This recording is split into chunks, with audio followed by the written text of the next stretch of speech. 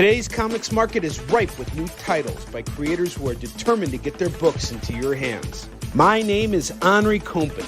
For the last decade, I've been making and selling my own creator-owned comics and dealing as a collector in live sales. My signature series, Yisun Shin, is the book that cannot be defeated in battle and has over 250,000 copies in print. Now I'm taking comics to the next level and laying the groundwork for my fellow creators to get their voices heard so they can connect directly with you. This is your chance to engage live with top comic book talent and get your comics signed without having to wait in long lines or pay any fees. But remember, we only have a limited amount of their books in stock, so always remember to call it as you see it.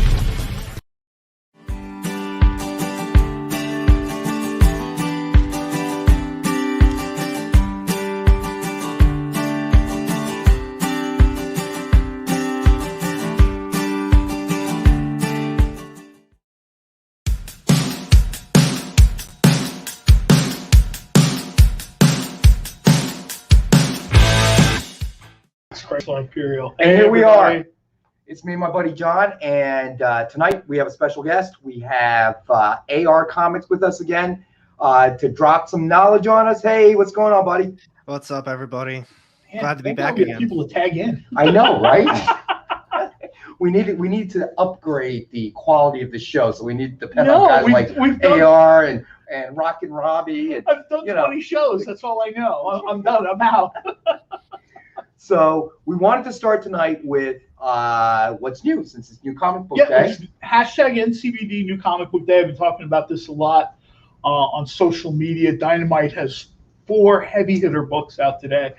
We have the very cool trade undressed versions.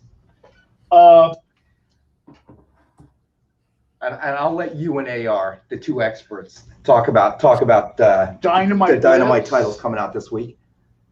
And we have Dave. What's going on, Dave? Hey, Dave. And Ron, Proof of Life. Blink twice if you're in trouble. Okay. Vampirella is this week. Yeah, some awesome cover releases this week. Barbarella, which I think is like a sleeper book for Dynamite. I really do. There's a lot that can be done with Barbarella. I agree. Both as a character and as a property for Dynamite. Well, we talk about the variants without the trade dress. It obviously gives you the full image that was originally drawn and created for the cover without something kind of covering or. This is almost showing off a little bit. This is like Nick's flexing. Like, I know all these people. I have their contact information. This is Lucio Perillo, Red Sonja, Red, White, and Black. This is just beautiful, man. Yeah, it's a nice cover. It's Black, White, and Red. I'm sorry. It's one of these weeks where this is a great point where if maybe you've slipped a little bit, maybe you're not quite as current on the books, grab stuff this weekend and grab the back issues. And Sheldon in the house. Thank you, Sheldon, for joining us, buddy. And Random, thank you, buddy. We're sort of at a point now where we're almost back to where we were like 2014, 2015 with Dynamite, where Nick's got, no pun intended, like a whole bunch of balls in the air. Right. The pandemic was here. We kind of just had like a few books, maybe even one a week or whatever.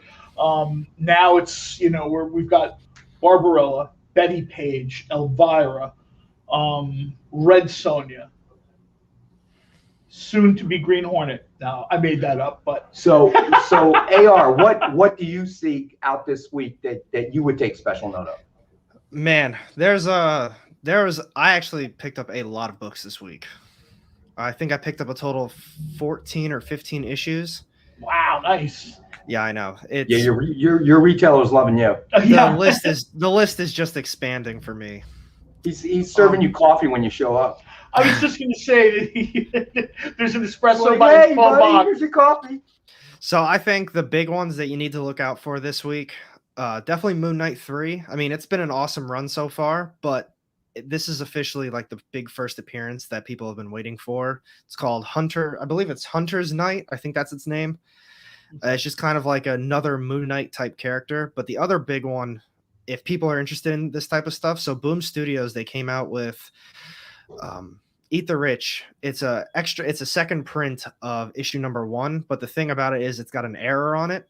So the front of it says second print, but the back of it says issue number 2. So if you're interested in that type of stuff, it's just an error book for this week. So a couple of updates. So I know I sent you the sheet earlier in the week, AR. So a couple of things changed. The Uncanny X-Men number 136, CGC 9.2, and the Uncanny X-Men number 137, CGC 9.0. Unfortunately, before we got to the show, it was sold. I think Nick sold it on Instagram. Yeah, I saw it sell. Right, but no worries. We do have some replacement items that are very special that we'll get to tonight, but they won't be on the list. And sorry, JD, it happened so quick, we didn't have a chance to update you as well. So Nick screwed it up. Sometimes you call an audible. I mean, what are you going to do? Right, but JD's really good. He adjusts the audible pretty good. So the Blitz is coming, JD. I know, right? How they treat me. Hey, the Blitz is coming, JD. We got an audible, buddy. Nice. Okay, all right. Well, this Moon Knight thing that Alex just mentioned was, Moon Knight is going to be on. I've heard a couple different things. It's going to be on Hulu. It's going to be on Disney Plus. It's out there, and we talked about this previously with Fantastic Four.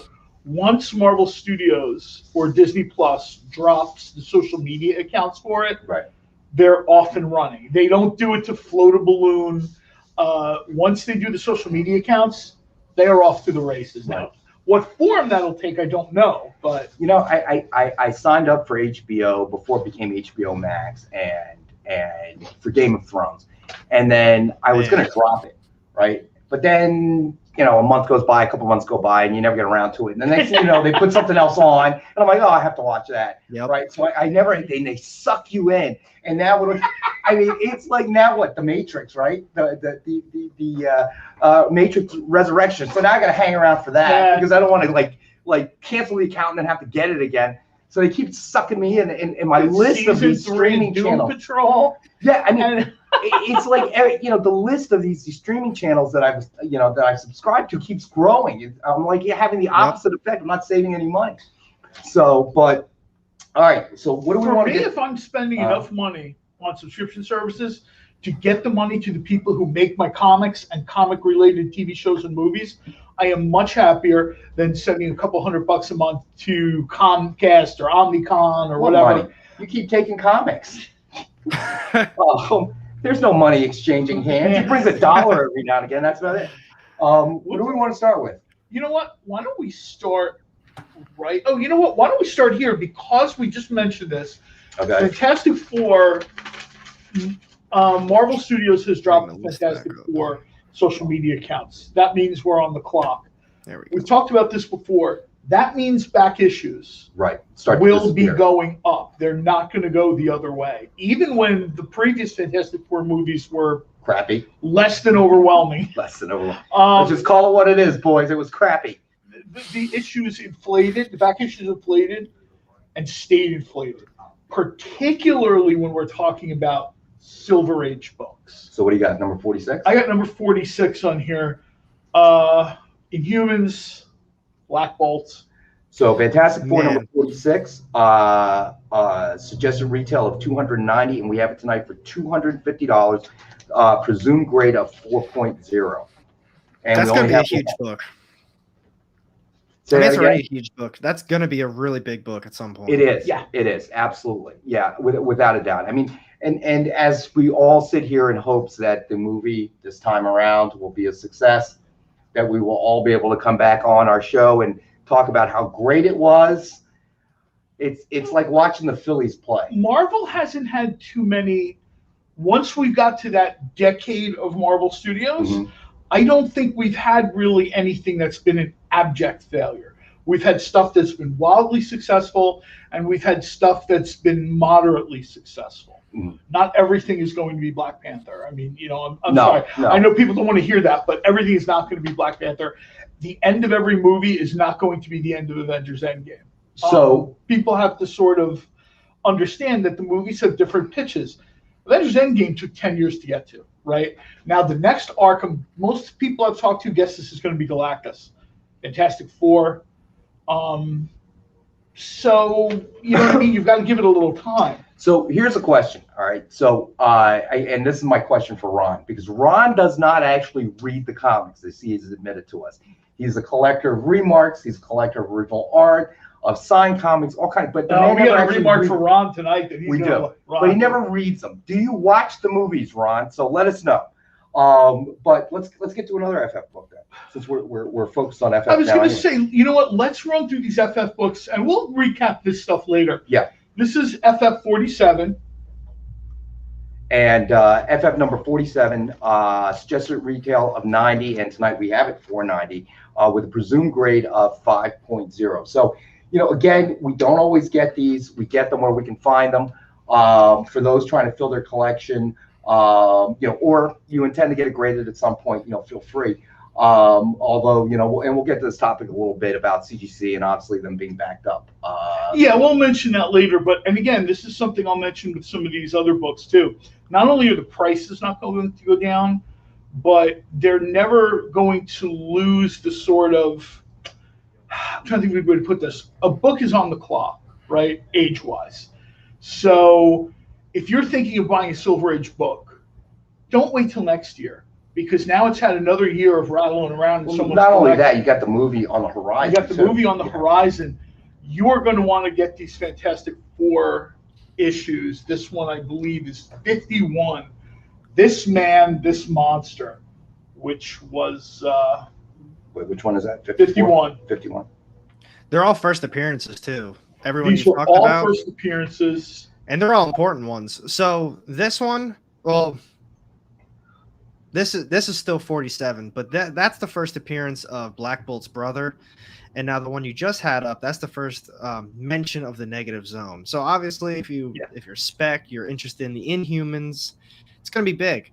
So just to kind of go along with all of this, because we're talking about the Fantastic Four, obviously is going to be making their way here. You're mentioning Galactus.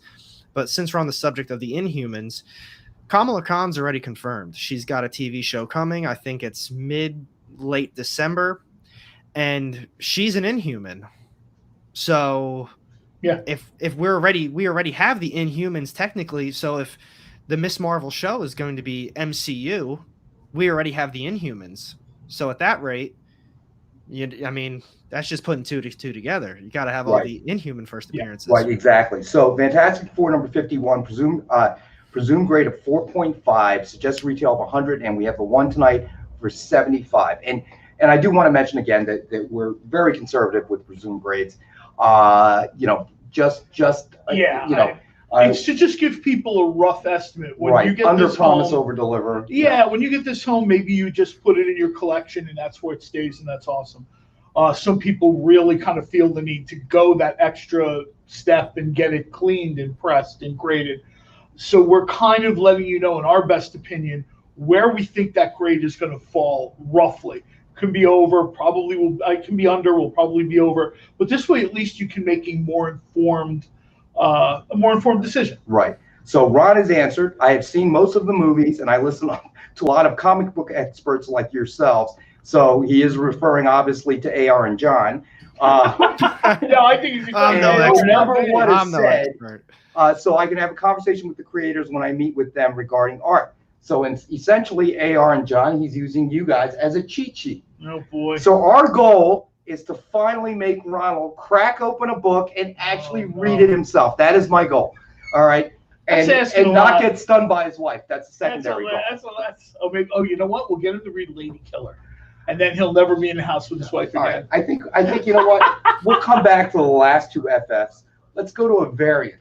So early, because you know Ron is very, very talky right now, which means his wife may be out of the room. We saw this and we thought of you almost immediately.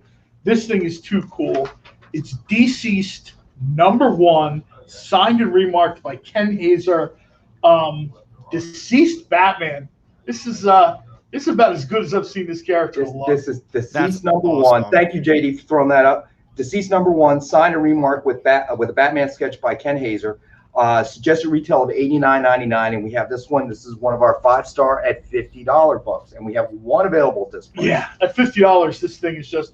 I'm not going to tell you. I see that the image is up there. So Man, I want most of these books. Do you deal in a lot of like sketch covers or remarks and that type of stuff? You say me? Yes. I don't have too many. I actually just went to Dallas Fan Expo over the weekend. I got a couple things signed off the top of my head. It was Tone Rodriguez and Ryan Kincaid that did the Stray Dog. The Ryan Kincaid did his own variant for Stray Dogs 5. So I got a couple copies of those. I got them double signed.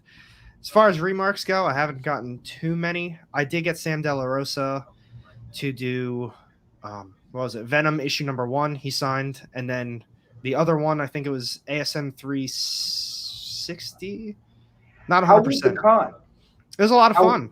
Was it? How were the crowds? I mean, very crowded. Extremely crowded. Good. That's it's about a 3-hour drive from where I'm at. Wow. Okay. So I drove down super early, got honestly really good parking, and then hung out for a few hours. That's awesome. So I'm glad you were able to get out to one. I'm glad because we have we've talked about this before. I haven't been to a con since 2019, and that breaks like a 30-year streak of going to at least one con every year, and it felt very bizarre. And I'm kind of not sure exactly like which, because obviously I love to go to San Diego. It's my favorite con to go to. But I think it's everybody's favorite con. Well, that's the point, though. I mean, it's a 6-hour flight. It's a 6-day stay. I'm sort of wanting to make sure that they have this con up and running before I do that. Right. Because if nobody shows up, or I could just go to a local con for them. Right. Yeah. No, that's a good point. But it sounds like good report. A good report. Yeah, that's awesome to hear.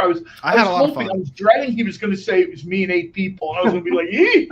But and 4 of them were creators. 4 of them were creators. No, I'm glad to hear that. It was well attended.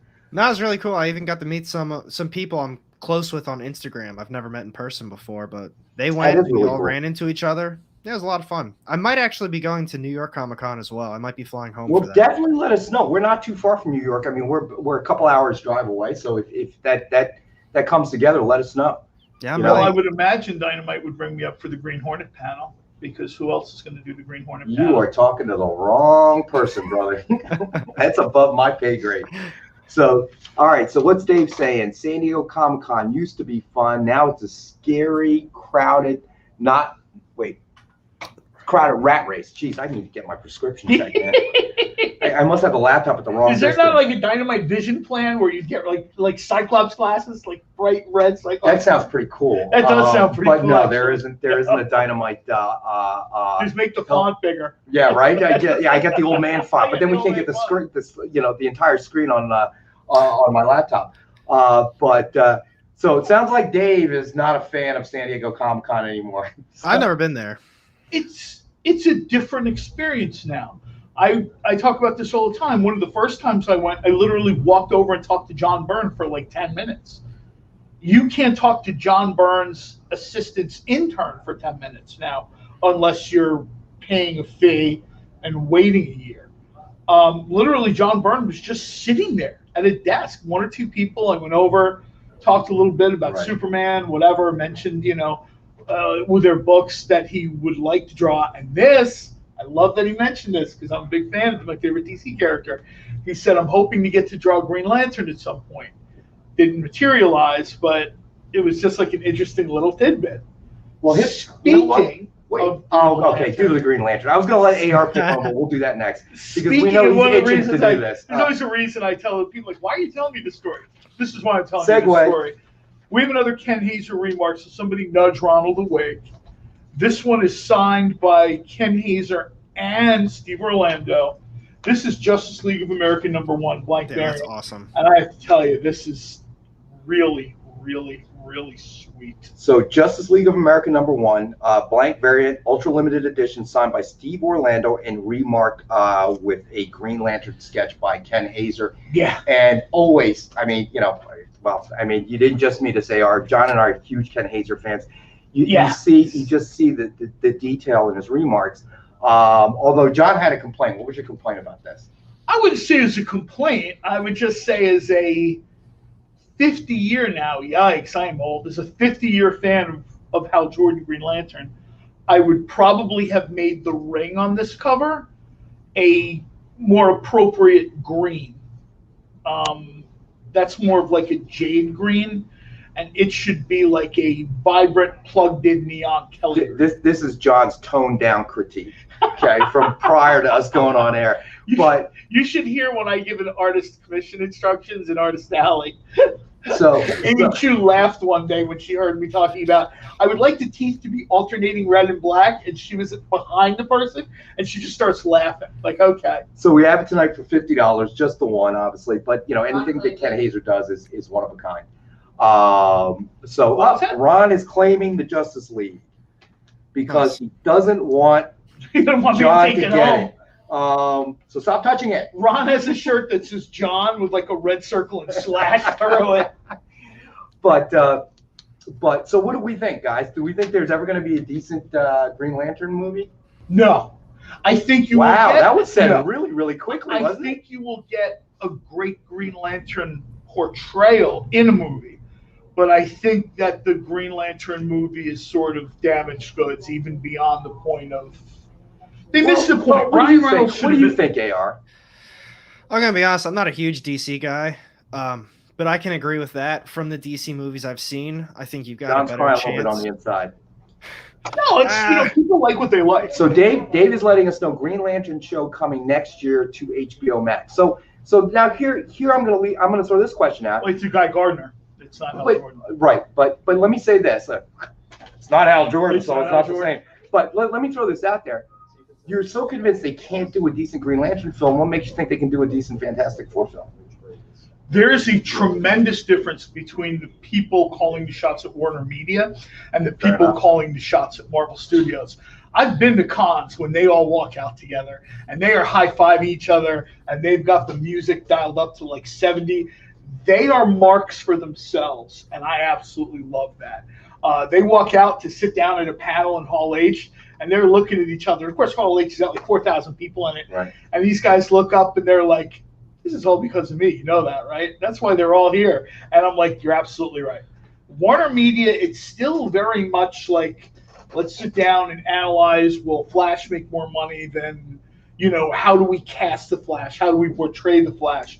Not a big fan of how the Flash is portrayed in Justice League movie. You know, what's funny was I was at the licensing show in Vegas the year that the movie was getting ready to premiere. Mm-hmm. And, man, they were making a big push. And then when it came out, it just died the ugly death, like, a wounded bird. It was ugly because they spent some serious cash promoting that. Here's the deal. DC was always the happy, shiny comics universe, right? I think even most people, even casual readers will say, it's the happy, shiny universe, right? Marvel was the more rooted in reality universe. Right. Marvel decided to add a dash of comedy to most of their movies, and they've turned it into, I think, a $47 billion empire in like 12 years or something like that. DC, on the other hand, decided to take their bright, shiny new car universe and run it through the mud with Superman cutting people's head off with heat vision, and Batman is always super sad all the time, and I'm like, I don't know if that's the way to go. And then Green Lantern, the one character that should have been a little bit more serious, they made super goofy. They just don't, I hate to say this because it sounds super fanboy, but to sum it up real quick, they don't get it. Because everything else you've said on every show doesn't sound super fanboy. No, that's an informed opinion that's come from half a century of collecting. So let's let AR pick the next book. You should pick the next book, 3 books. Let's see. I'm actually interested in seeing the Namor #1 signed by Jay Lee. I'm interested in seeing that cover. We can do that as soon as I find it on my sheet. It is. All right, Namor #1 signed by Jay Lee. Yes. And we've talked about this before. Jay Lee's signature, if you look real carefully, isn't it awesome? He makes the signature part of the art piece. It's not like he just. That's got to be one of the coolest signatures I've ever seen. So we have Namor #1 signed by Jay Lee. Suggested retail of $29.99, and tonight we have it for $19.39. I'm surprised Nick is letting this go. Nick is. We didn't ask Nick. I want to actually give the fans a big reward. It's a great series, beautiful cover. It really is. $20 was the best price. That's Nick covering because we just forgot to ask him. So that's Nick covering up for it. I told you, my new show. Give our viewers, our fans, a big prize because the staff screwed it up. Ronald's claiming Namor #1. So good. You You benefited, Ron, from our mistake. And I'll tell you right now, even if I mean a gift to the fans. I know, right? Even if you don't read this book, I'll tell you the energy this book has. This book has the same energy when John Byrne did Namor. Yes, I would agree it has with that same sort of, everybody's used to Namor and he's in his green trunks and he's kind of acting a little bit wild and woolly. John Byrne took that down, and this is exactly what's happening in this book. And all you have to do is Namor is always dialed up to like an 11, right? If you turn him down to a 9, he's an amazing character. Also has been cast, I believe, in the Marvel Universe. So I think so. Yeah. So hopefully we'll see him soon. He's an underappreciated character, in my opinion. Doesn't get the love he deserves. I think he's an underappreciated character. I would agree with that. Well, you can make the argument he's first, second, third Marvel characters. I mean, who are the first few Marvel characters that are still in existence? Captain America, right? The original Human Torch, and Namor, the Submariner, right? Like, those are the three that sort of pop out. And Captain America has obviously gotten, a ludicrous amount of push. And, who's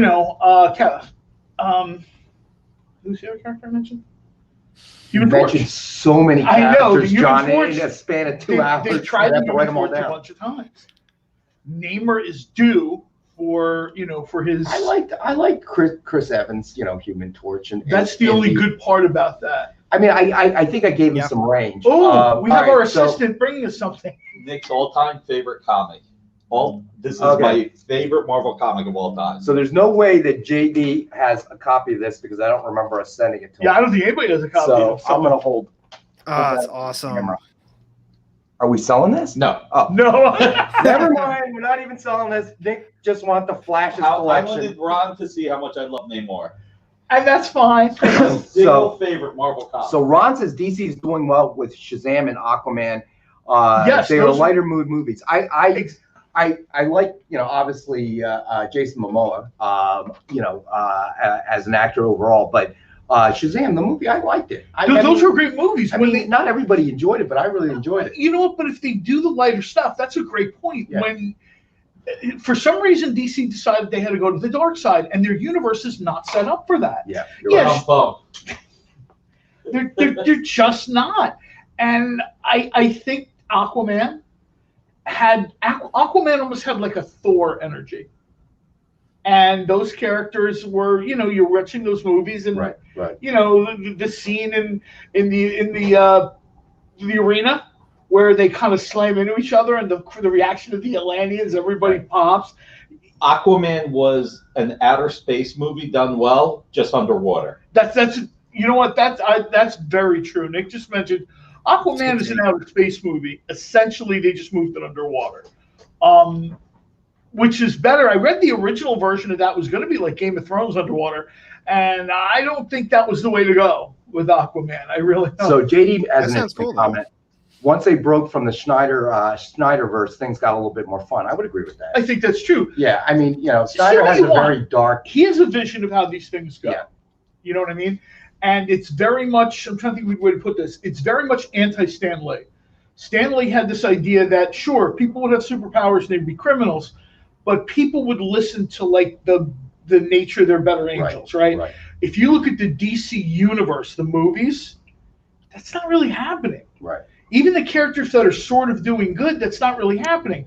You step away from that Snyder interpretation, you get Shazam, which is a lot of fun. I watched that with. I really enjoyed it. I watched that with my godson, and it was appropriate.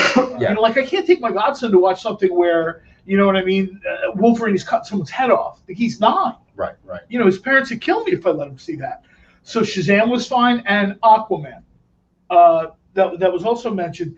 It's done in a lighter sort of, you know what I mean? And plus Jason Momoa, this is like spot on casting. I know when he was cast, people were like, what? That's crazy. He's not a blonde guy that looks like Flash Gordon. It's fine. Yeah, and I really like Momoa. So, look at the time. All right, so JD, take us to break. Yeah, we got to go to break. We'll be back in like 3 minutes. Stay with us, Sarah.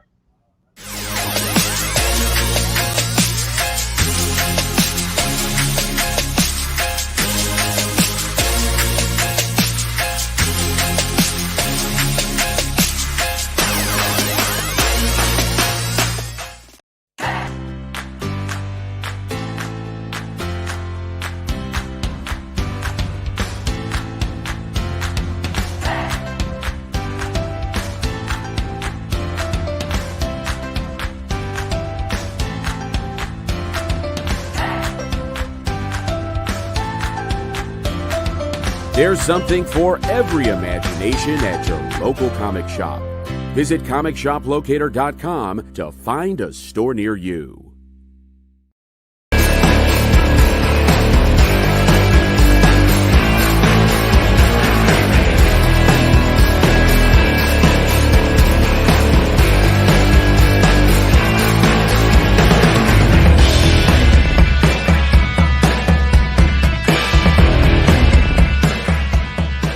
You are watching Minute to Skim It on the Experience, so hello. All right, we've got lots of books to review for you guys today. And Hannah just basically showed up just the number ones and showed them to me, and I was like, oh, we have just for the indies. Just for the indies, yeah. I was like, we have got a lot to do.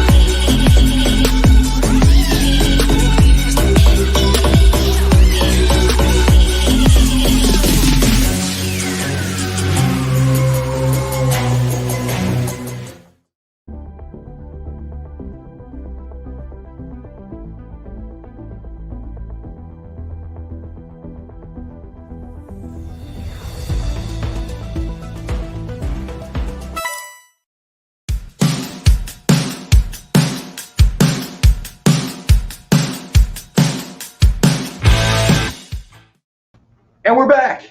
I'll tell you what needs to happen before we move even any bit further. They need to stop running that commercial with Jen King. And I'll tell you why. Because every time it pops up and Jen's like, hi, everybody, like a mark, I go, hi, Jen, and then realize it's just a commercial and she's not actually on. I love the show. And I was just like, when I see her, my reaction is to say, hi. And I realize, no, wait a minute, I'm on, not you. It's like when somebody, when people used to leave on their answering machine, hey, how's it going? You're like, hey, how's it going? Oh, I'm not actually on. I'm not actually on. It's like, I get caught on that still. But, all right, AR, since you picked the book and it was the lucky one, you get to pick another one. Yeah, pick another one. Because I'm sick of John picking books. All right, let's Most see. people are. I like this one. We've got Silver Surfer number 58, I think that says. We do. Do we? Yes, Where we do. am I? Sorry. I've been a big fan of Silver Surfer lately too. Vanna White's fallen asleep on This the is job the. here. I did not see that. I'm sorry. Like I looked at the books when I came in, and I just didn't see this one. It's all right. My JD's bad. all over. He's got the This graphic. is the up. Ron Lim era. So Silver Surfer number 58, and we have the one available for $20. And I think this may actually be from Nick's personal collection that he's letting go, slowly but surely. So we have the one. It's just something Nick had in his collection. He's thrown it out there. It's an Infinity Wars crossover. And if you're looking to fill that collection, here it is. And we have it tonight for $20.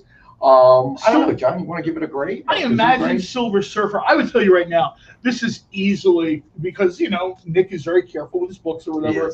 I would say this will easily be a 6, probably better. But again, we always like to err on the lower side. This came back at a 7. I wouldn't be surprised at all. So, and you look at the characters on the cover, it's sort of like a Defenders reunion against Silver Surfer. I'm old enough to remember when Ron Lim, at the birth of the internet, people bashed the guy. And now I see people pulling down doors and going through books like crazy to look for his stuff. Ron Lim was the first guy I remember being targeted on the infant sort of internet, the infancy of, these chat forums or whatever. Right. People didn't like this, people didn't like that. And I was like, well, people were discovering that they people were discovering and nobody would know who they were. And nobody would say anything. It was, I read comic 66345, right? And that person would say the most hideous thing that you would never say out loud. And I'm like, Ron Lim is a good creator, man. I don't know if I wouldn't say that. Here we go. So Dave says John is obviously confused that people on the screen are not real. Dave, John is confused about a lot of things. That's just one of the items on the list. But not comic books, not watches, and absolutely positively not food. Okay, That the Powerball, man knows his way around a kitchen. that Powerball ticket was from a pizza shop in Manhattan. And if that Powerball ticket had been from like a Wawa in Mount Laurel, I would be here in this episode announcing all the new books Dynamite will be published. We'd all be working for John. Well, not Nick, but everybody. Yeah, everybody else would. And I promise you, Green Hornet would take top billing at Dynamite Weekly. It's a weekly. All right. So, all right, pick another one, AR.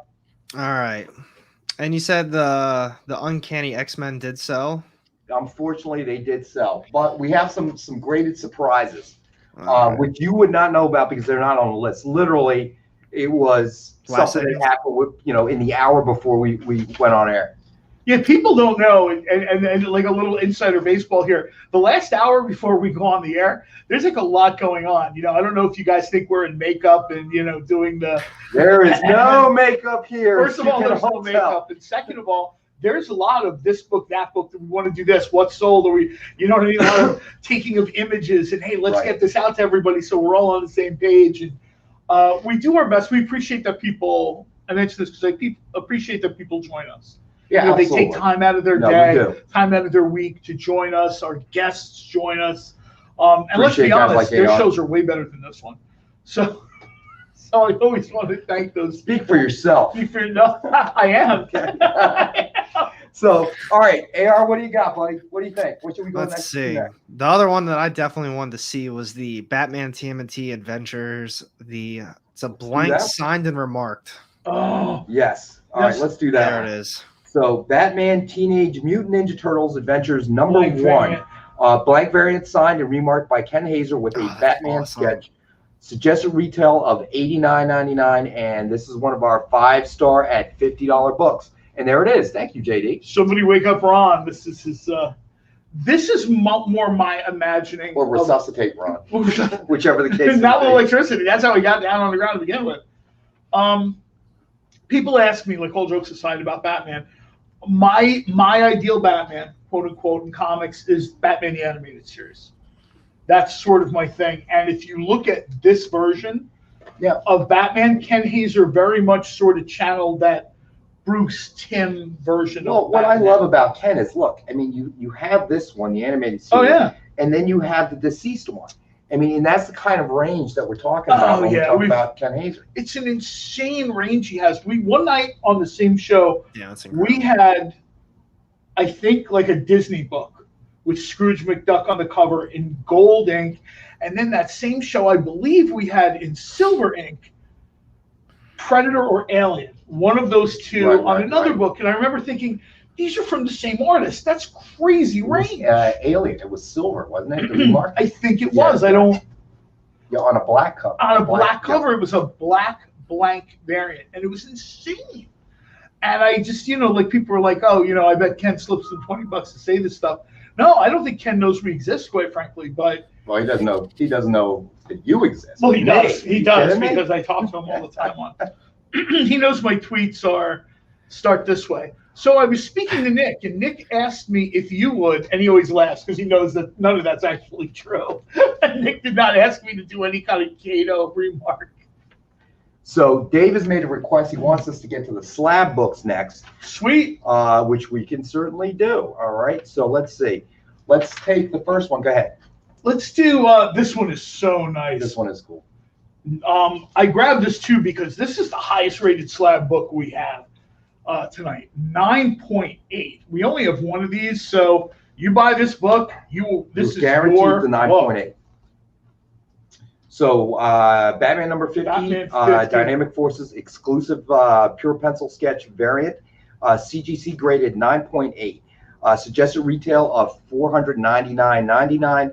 Tonight we have it for $193.90, and we have the one.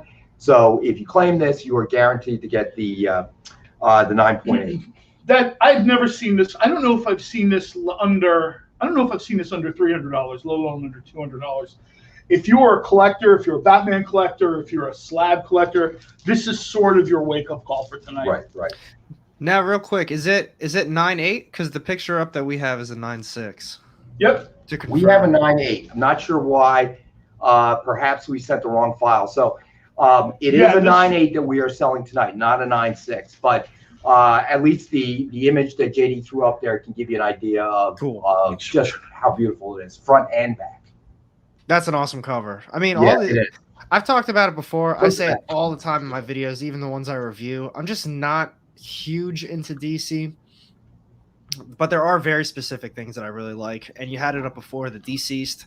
That was an incredible series. That's actually one of the first more modern DC things that I've read. I really enjoy that. Obviously, The Nice House on the Lake by Tynion. That's a phenomenal series right now as well. But I don't know, that Deceased, that was really good. That had me. Deceased, and then they had Unkillables. They had the other little mini run as well. So, JD, we're trying to make, I wasn't trying to make you look bad. John, on the other hand, I can't speak. Me?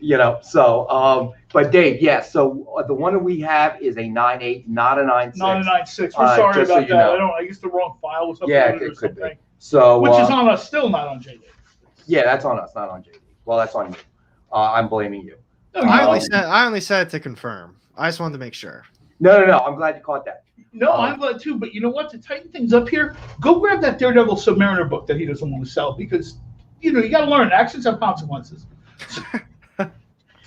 Why do I have to do it? Let's ask Amy. Because Amy will do it. And Amy will not do it. Amy's the smartest person in the room. She's not doing that. But all right, so let's get to the next one. Let's do another one. I love when we get the slab books. All right, so JD, you will not have an image of this. This was a last-minute add-on because the two X-Men slab books sold. This is too cool. So this is Kingpin. It was a one-shot, Spider-Man Kingpin. And it is signed by John Romita, and it is graded by CGC with the yellow tag, showing that it's one of these signature series. And Amy is up here. Get us out of the room. So, go ahead, Amy. Don't tell me when Nick went to get a drink, so I swiped this. And if anyone wants it, it's 125. So if anybody wants this tonight, it's 125. Claim it quick. Somebody please buy this so when Nick because comes back, Amy we can swiped Nick's drink, but we're not absolutely certain how long he'll be out. We didn't read the directions. Hopefully, Amy didn't put too much in and overdose them, because then you'll see the EMT show up a little bit later. What is that bit in what you call The Hangover, where he holds up the rag and he's like, "Hey, does this smell like chloroform?" So he may awaken any second or never again. We're not really sure. Jesus. But if you hear sirens, you know what's happening. How much was it again, Amy? 125. 125. You are not 125. In that condition, you're not going to find that book for $1.25. I don't know if you'd find that book in that condition. What do you think the presumed grade is? I'm going to say I would probably go like a 4 here. Okay. And this is Daredevil number 7. So I'll tell you right now, even when people are like, oh, it's just a reading copy of Daredevil 7 is a couple $100. Yep. Daredevil's getting in there, or getting up there, Yeah. For people who are interested, that's actually a really big book too. I pulled it up real quick. Debut of Daredevil's classic red costume. So that's the first time you're going to see his what he's wearing in comic book right there. Yeah, that's right. So that's a big issue, especially for that price. Shit. Yeah, I don't.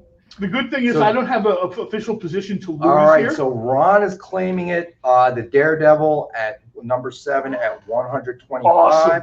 I was going to say I might have to claim it. But I got to yes, Ron's claimed it.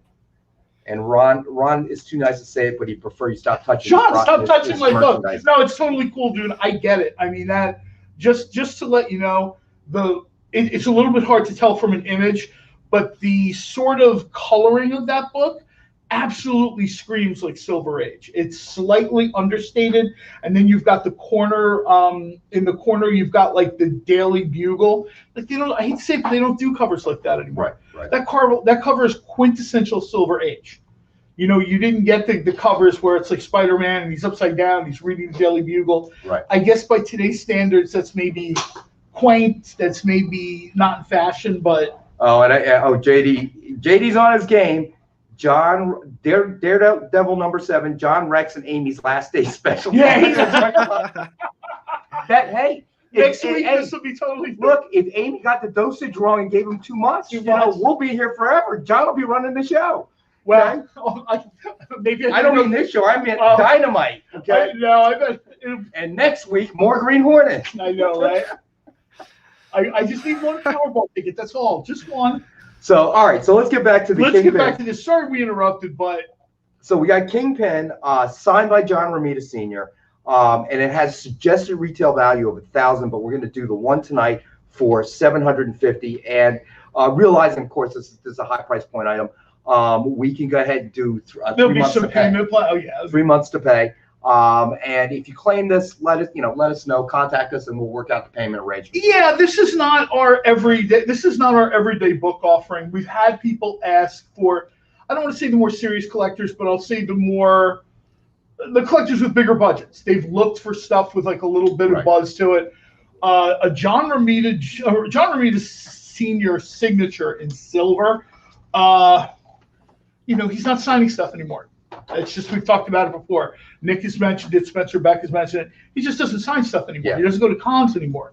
Well, he wasn't going to cons before the pandemic hit. That's because he was just more or less retired. I know the last time we spoke to Spencer, he said that John Romita Sr. has closed the studio, so he's essentially just retired. Yeah, he's enjoying his life. He's at that point where he can have that second cup of coffee, doodle with a sketch pad or whatever. They're from the personal collection, right? Like they're like special, very special. Oh, they're from his. Well, did Nick wake up? No, who cares? He's still asleep. Yeah, who cares? And he's breathing. He's fine. He'll be fine. He'll be all right. Sometimes it takes a little time for the medication to take medication. Right. So Ronald's asking, where's Amy going? The unemployment line? No, Ron, because I'm pretty sure she overdosed Nick, which means she will become the new publisher of Dynamite. I was going to say, she's gonna. So we'll be working for her soon. Someone's gonna be in charge. Let's see. Amy has actual skills. This is JD. She can get another job. John and Rex will be in the soup kitchen if you need them. I actually have really good soup recipes. Are we serving or are we drinking? No, I've actually got really good soup recipes. Actually, John would need to be making the food in the soup kitchen because it would, John knows his way around. Up until the pandemic, I used to volunteer at a soup kitchen down in Atlantic City for the holidays. It's a lot of fun. I would recommend if people have the opportunity to sort of, nice. donate. That's Salvation Army, they have a thing every year. They try to feed as many people as possible. They get a bunch of chefs, prep cooks, to go down there. So this one we're gonna flash up there, front and back.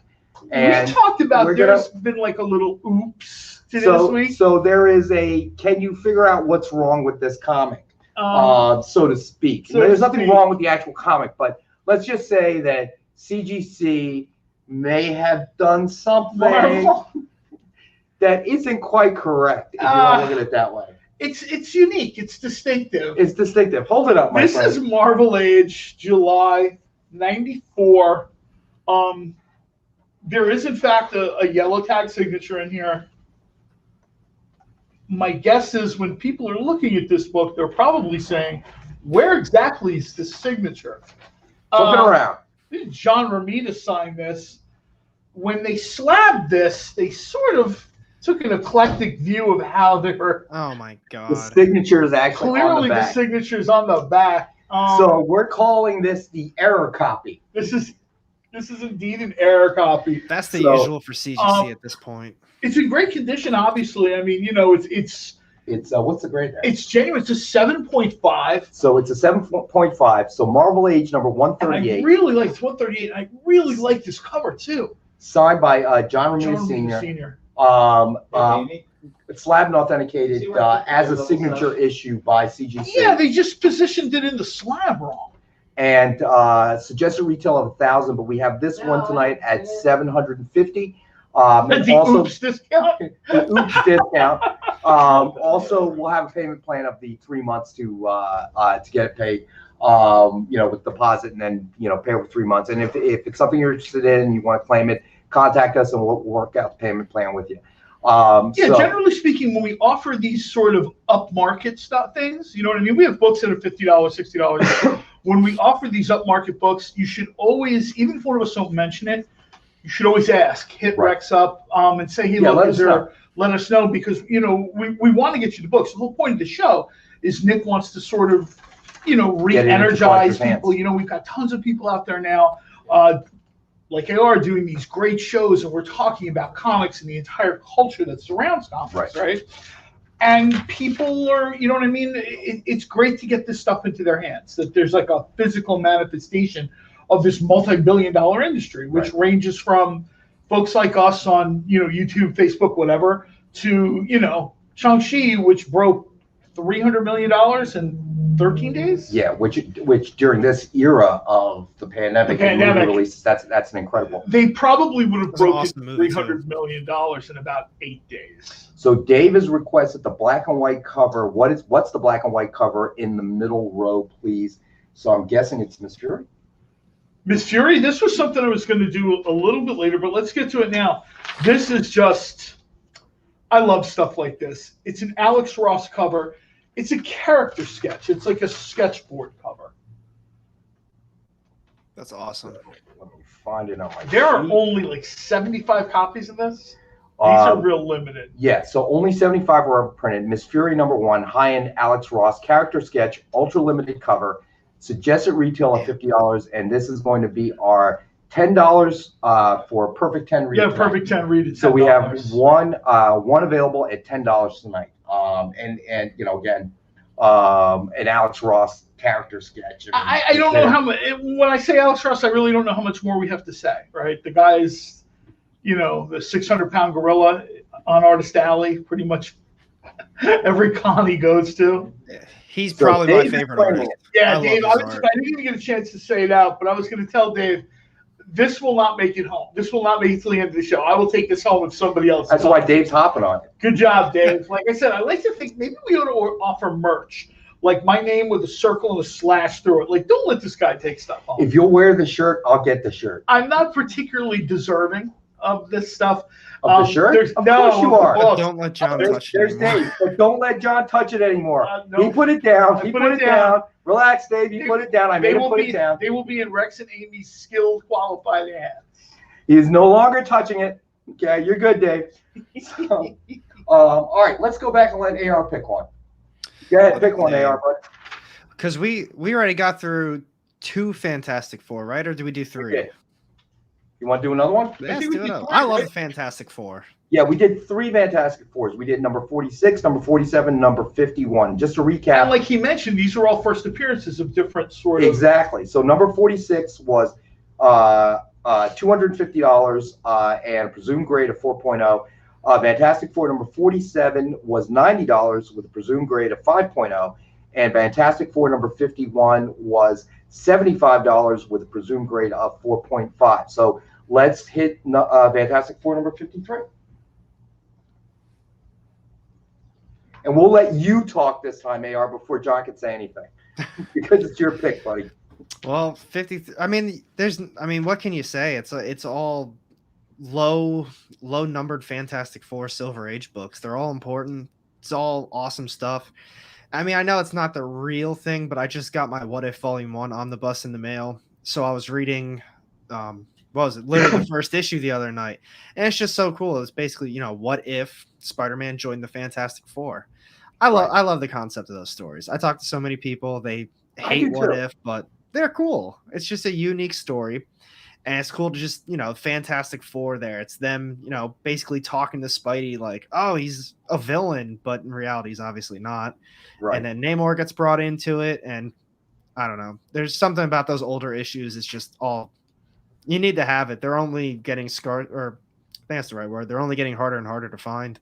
Right. I agree with you. I mean, I think John brought up a good point earlier. Once it drops in social media, the next movie, what you're gonna see is that these titles will continue to appreciate. And John and I talk about this all the time, and I know we've talked about it, AR. We're buy what you love, and you'll never be disappointed. Oh yeah, for sure. Absolutely. I mean, if people want to buy stuff as an investment, that's on them.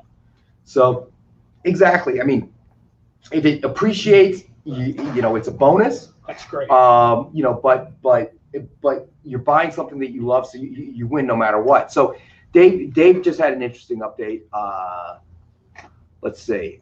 Guys, my latest CGC shipment just came to the door, sent in early April. Wow. That's how backed up they are. It's and I mentioned this on another show. I had a friend send some stuff in right around that same time. And it's my buddy and his wife, and they sent several books in. They haven't gotten them back. They just periodically get very polite emails from CGC saying, we have your books. You're in the queue. We haven't forgotten you. But it kind of feels a little bit like, wow, it should not be 6 months. Hey, Dave, let us know when you open it and the grades that you got. Yeah, if you're happy with the grade, and let us know. I mean, did it grade out the way you thought it was going to grade out? Better, worse? We're just curious. So Sheldon says this is second Black Panther, first Claw. Ooh, good point. Nice. Yeah.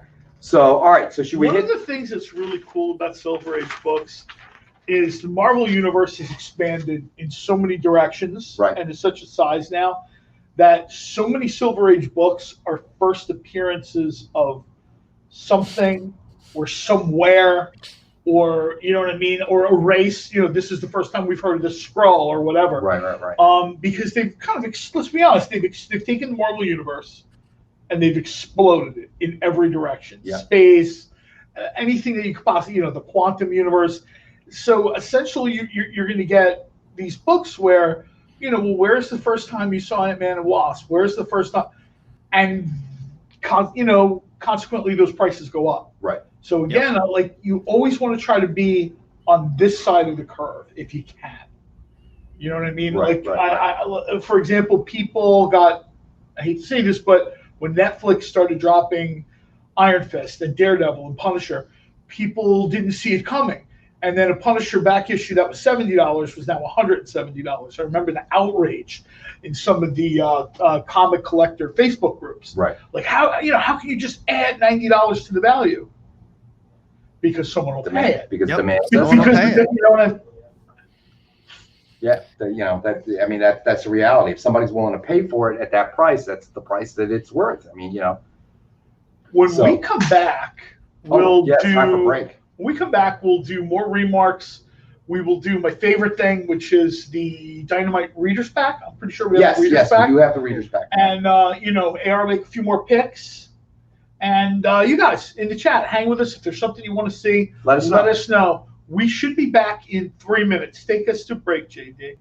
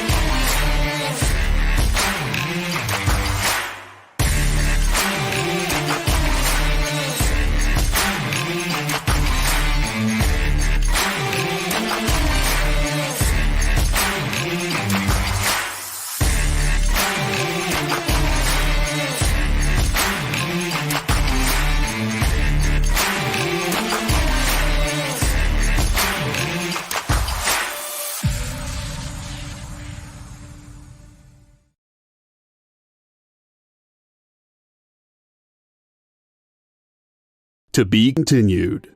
3 little words that hold the secret to the next great story. 3 words that will thrill you, confound you, give life to new possibilities. Every variation of To Be Continued is a promise of adventure, a promise of excitement, a promise of unseen wonders and unexplored worlds. A promise that every issue you read makes you a part of a never-ending journey, and behind every page there will be an unopened door waiting for you. This story to be continued at your local comic book shop today. Visit comicshoplocator.com today.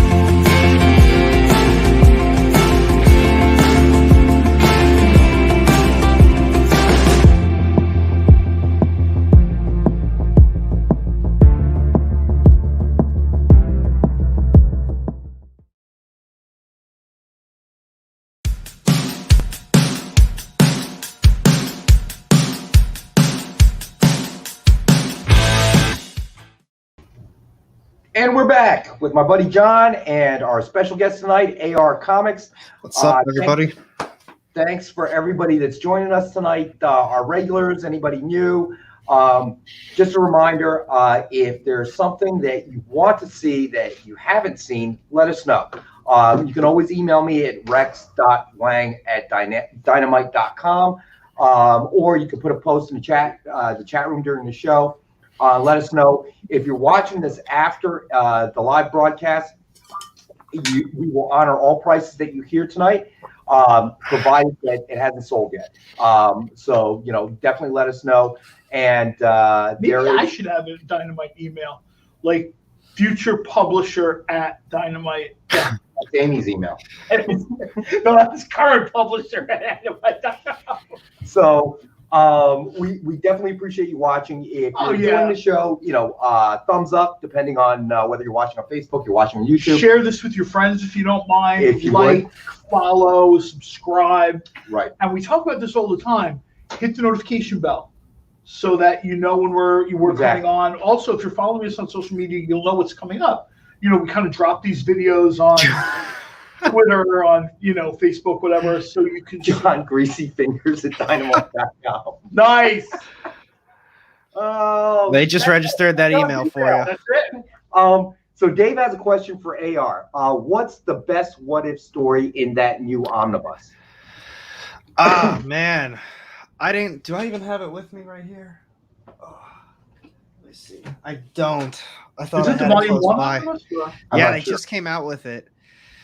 My favorite, I haven't gotten through the whole thing. I've only read a couple. I mean, obviously, What If 10, that's the big moneymaker. That's, if Jane Foster, wielded Mjolnir or found Mjolnir or whatever they call it. Oh, yeah. I remember That's a that. fun story. Jane Foster was...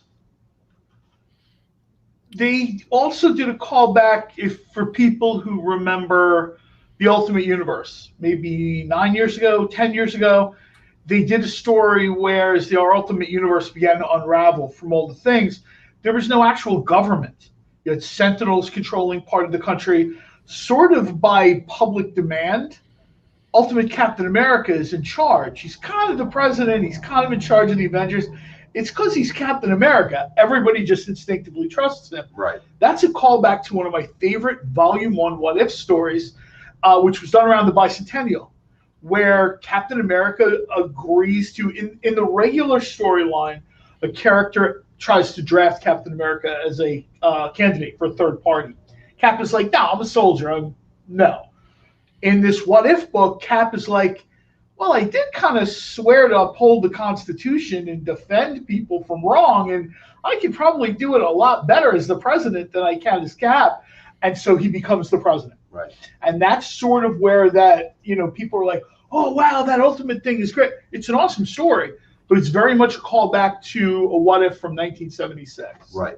So I did want to go back. I mean, I think it was Sheldon, maybe, that pointed out the second appearance of Black Panther and the first appearance of Claw. One of the things that's and AR, I want you to jump in on this. One of the things I'm curious about is what we're seeing is that as depreciation of back issues, especially when you're talking about Silver Age stuff, as it's Golden Age, Silver Age stuff.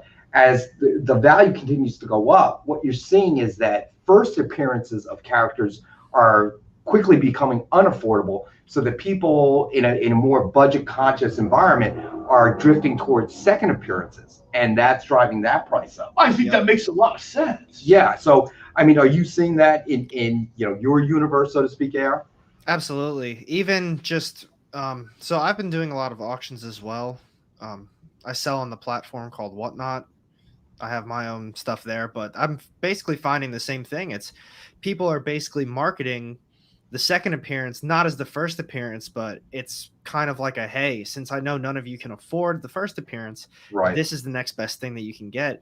We're seeing it even just modern stuff, like Young Avengers, the first issue. Well, this is the second appearance of the Young Avengers. Well, this is the second appearance of this now. Well, it's not the same thing, but I guess in terms of, selling and buying, yeah, it kind of works that way, because if you can't afford the first one, obviously you're going to try and get the next best thing. Well, if you can't afford a Ferrari, you may have to buy a Corvette. So, I have friends.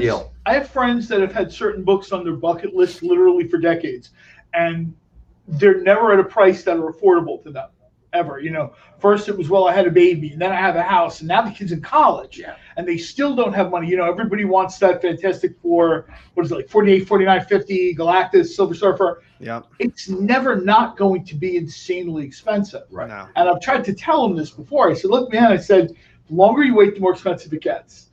Now that there's going to be a Fantastic Four, people are talking about the Eternals, Celestials, that's going to drag Galactus out into things. Those books are just going to keep going up. Right. So with those second appearances are going to start looking really good to someone, you know, who doesn't have, you know, $1,900 to spend for, you know, Fantastic Four 50 slabbed at, you know, a 7. So on that note, let's go ahead and do Fantastic Four number 54. I think that's the last one that we have for the night.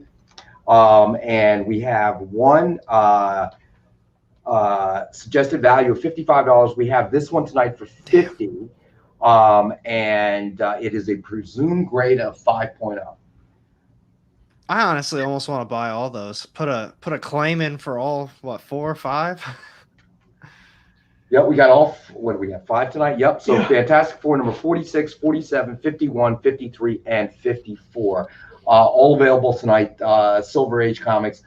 Varying grades, but from 4.0 to 5.5. Yeah, but even based on our grade, our presumptive grades, these things, we've all seen them. Everyone who's a collector, everyone that's a retailer, you've seen these things significantly more expensive at shows and cons, and even out on the wall at LCS. And we tell people to go to their LCS all the time. Absolutely. But let's be honest, if you're going to your local comic book store, you are not getting the rock bottom price on a book off the wall, because that person has to make money. Yeah. You know what I mean? It's not like they're selling books out of the back of a van. They have rent and overhead and a staff. So, you know what I mean? You can't be, well, you know, it's $30, so I'll give you $30. Right? That's not really how that works in, you know, even cons to a certain extent too. I was at a con a couple of years ago in Philadelphia, and security actually had to come and ask someone to move away because she was livid that the dealer was asking more than the overpriced street guide had to book for. And I tried to sort of explain to, you know, we were trying to tell her, hey, look, chill. You know, this guy came all the way down from like Rochester, New York, blah, blah, blah. There's, you know, there's a cost to that. Yeah. And since John was completely unsuccessful, security was called. My advice was not taken. Let's be very clear. I was my advice was not called. Comments were made disparagingly about my shave, and security was not okay with that. You should have made her one of your special sandwiches. It would have calmed her down. In all fairness, a sandwich was not what she needed. And we'll leave it at that. This is a family show. This is a family show. So if you check the chat, those are all of AR's links. I strongly encourage you to check out AR's YouTube channel and the rest of his links. A lot of great content there, a lot of information. If you are already a longtime collector, if you're a new collector, you know, AR's got videos and information for all up and down the span, and the guy really knows his stuff. So I definitely encourage everybody to pay visit. You know what I mean? People like you said, people who want to get into collecting, it's a resource. I mean, the show, you know, we have a lot of fun. You know, we kind of do like a lot of Wayne and Garth type stuff, and there are people who enjoy the show, but there are people that have like legitimate questions. I'm working on that Wayne's World, you know, where they close. Where they do the camera package. I bought some stuff on Amazon, so you know, maybe in a couple weeks or so. Not to mention, I think AR show and some of the other guests we've had on, their content is presented in a more low gear manner. Maybe they haven't been slamming espressos all day, so people can sort of absorb it a little bit better than, you know, we're all juiced up, you know, straight from the Italian coffee bar. We're just two clowns sitting here with comic books. Okay, that's why we bring guys like AR in to add a little bit of, you know, legitimacy to it. The single greatest superpower we have is the code to Nick's office to get the books. All right, so AR, pick another one, buddy. Let's see. I got the list right here. Let's check out. We've got a Hulk's Mass Avengers 1, signed by Tom DeFalco. Let's check that cover out. But the cool thing that I've been having like so much fun with, even just making the videos, is like you said, there's a lot of people out there that put out content. I mean, there's an insane amount of people that puts out content, but I think a lot of people, it's even when you watch the videos, it almost seems like not work that you have to watch their video, but it seems like it's work on their end that they need to do all of this research. They need to do this. They need to do that. And I'm not saying I don't do a lot of research because, you know, the previews videos, it's a ton of covers. It's a ton of books coming out, first appearances, new arcs ending. But to me, the difference is, you know, because there's a lot of people that do speculation videos. They put a lot of time and effort into that. Me, Right. I'm reading these books. I'm enjoying these books. And then when I do a top 10 list that I put out every Thursday, it's my take on that book. Maybe you don't have the same top 10. Maybe you didn't even like the book that I put in my top 10 list, but I enjoyed it for these reasons. And it's just a fun video to make. It's not, this is my job now. This is my full-time gig, but every day I wake up and it doesn't feel like this is my full-time job. It doesn't feel like it's working because I'm going out there. I'm digging through bins to try to find stuff, you know, not a flipper, but you know, if I'm doing this full time, I need to take it really serious as full time. And No, of course. it doesn't seem like work at all at this point. It just is a lot of fun, everything I do. Well, there's a lot of road work, you know what I mean? You get that same joy of, you know, I found a dollar bin. And, you know, you're going through it, and there's always that moment of, yes, there's always that score. And even if you don't find that score, you found something you really like, something that's underpriced. Right. So Hulk Smash Avengers #1, signed by Tom DeFalco. Suggested retail $29.99. Tonight we have it for $19.62 for the year that Hulk #1 launched. We have one at this price. So a great comic. I love that cover. Signed by, you know, obviously great creator. Tom DeFalco for $19.62. Including, I think people forget this a little bit. Now there's a million universes. DC, Marvel, I understand even Valiant, some of these other publishers have started doing alternate universes. Right. One of the first ongoing, continued multiple universes they did before the Ultimates, I believe, was, I think they called it M2. And it was sort of like an alternate future version where you had like Juggernaut Jr. and May Parker, Spider-Girl. Right. And, you know, even though it wasn't as successful as they'd hoped, DeFalco really proved definitively that there was a market for Marvel past, present, and future. The thinking had always been, it's always today, right? It's always today. It doesn't matter if it's 60 years later, Superman's always 30 years old. I mean, I guess in his case, that's a bad example because I'm not really sure if he ages. But even a character like Spider-Man, right? Let's be honest. Spider-Man should be on Social Security. And they've always sort of kept him as, you know, he started at 16, and 60 years later, he's maybe 30. Yeah. So there's like a 1 year and 5 ratio there of aging. DeFalco kind of proves, hey, look, people will buy a book with a middle-aged Peter Parker training his daughter to be Spider-Girl. Right. So Sheldon says at AR Comics, in the What If run in the 20s, Grunwald did backup stories on origin of Eternals, Deviants, good read. So have to check that out.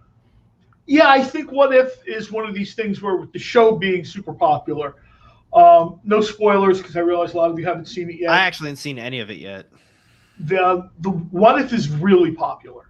Like I said, I love it. People know by now. He's up at 3 o'clock in the morning. I get up at like 3, 4 o'clock in the morning. As soon as it drops, I'm up, I'm on, I'm making breakfast. The life of the retired guy. You know what? Even if I had to go to work, I would probably still get up at like 3:30, watch the Yeah, show. but you'd be in a lot more pain. Well, in my industry, I would be home late, so I would stay up late and watch it, and then go to sleep. Just push through. All right, so but I think you're going to see the What If issues. You know, the omnibus is out, the cartoon is out, the show is out. They've already talked about they're doing another season. I think this is a good opportunity if you kind of want to get into What If. Now's a good time. Now's a good time to do it. I wouldn't wait until you have a What If character in a movie. We're already going to be at the point where I guess Sony is going to jump there first with the different versions of live-action Spider-Man, and then they clearly jumped into that with the animated Spider-Man movie they did. So let's, you know what, we have something here signed by Frank Miller tonight. So let's. Oh, where's that? think it's this one right here.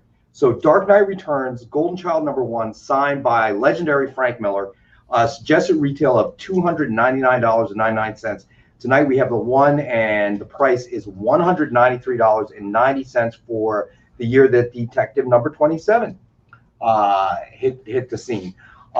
This is a silver signature book. This book is, if I remember correctly, this is like the ongoing Dark Knight universe. You've got Carrie Kelly, who I believe becomes Batman, and I think Laura is her name, becomes the next Superman character. And you know, and when you talk about Frank Miller, and you guys jump in here, but you know, you're talking about a guy who really, you know, kind of shook things up in the comic book universe.